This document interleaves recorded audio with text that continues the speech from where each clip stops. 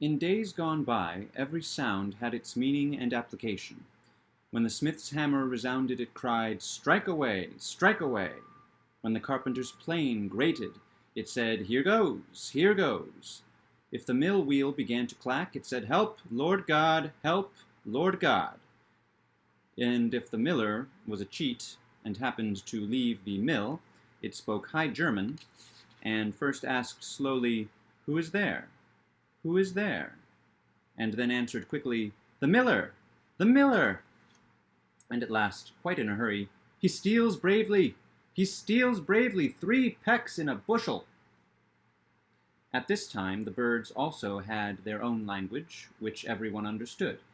Now it only sounds like chirping, screeching, and whistling, and to some like music without words.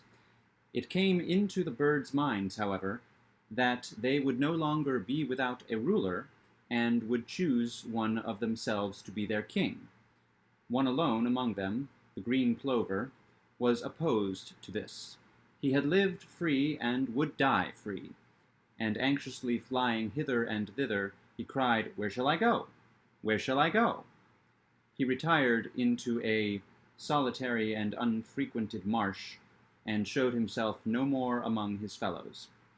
The birds now wished to discuss the matter, and on a fine May morning they all gathered together from the woods and fields, eagles and chaffinches, owls and crows, larks and sparrows. How can I name them all? Even the cuckoo came, and the hoopoe, his clerk, who is so called because he is always heard a few days before him, and a very small bird, which as yet had no name, mingled with the band. The hen, which by some accident had heard nothing of the whole matter, was astonished at the great assemblage. What is going to be done?" she cackled. But the cock calmed his beloved hen, and said, "Only rich people," and told her what they had on hand. It was decided, however, that the one who could fly the highest should be king. A tree frog, which was sitting among the bushes, when he heard that, cried a warning, "No, no, no, no," because he thought that many tears would be shed because of this. But the crow said, "Caw, caw," and that all would pass off peaceably. It was now determined that on this fine morning they should at once begin to ascend, so that hereafter no one should be able to say, "I could easily have flown much higher, but the evening came on, and I could do no more."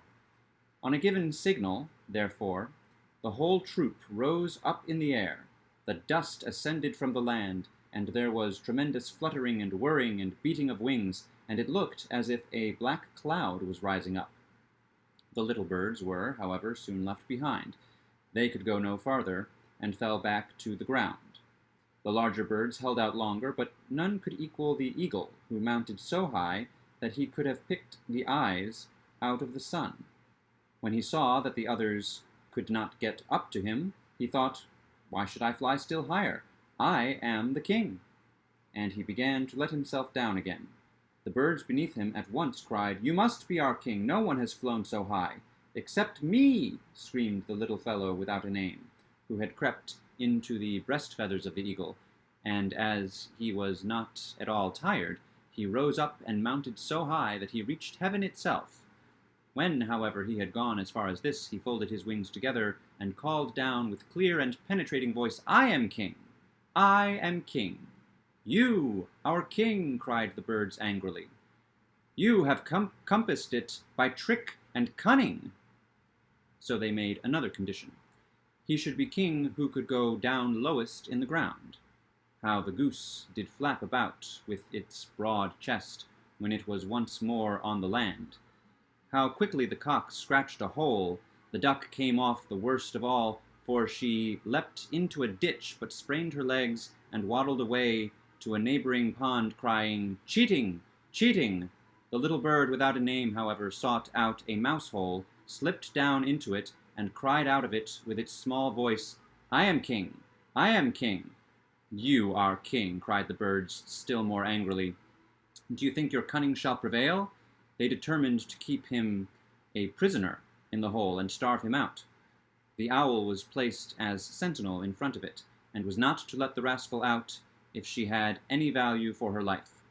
When evening was come, all the birds were feeling very tired after exerting their wings so much, so they went to bed with their wives and children. The owl alone remained standing by the mouse hole, gazing steadfastly into it with her great eyes. In the meantime, she, too, had grown tired, and thought to herself, "You might certainly shut one eye. You will still watch with the other, and the little miscreant shall not come out of his hole. So she shut one eye, and with the other looked straight at the mouse hole. The little fellow put his head out, and peeped, and wanted to slip away, but the owl came forward immediately, and he drew his head back again. Then the owl opened the one eye again, and shut the other, intending to shut them in turn all through the night. But when she next shut the one eye, she forgot to open the other, and as soon as both her eyes were shut, she fell asleep. The little fellow soon observed that, and slipped away. From that day forth, the owl has never dared to show herself by daylight, for if she does, the other birds chase her, and pluck her feathers out. She only flies out by night, but hates and pursues mice, because they make such ugly holes.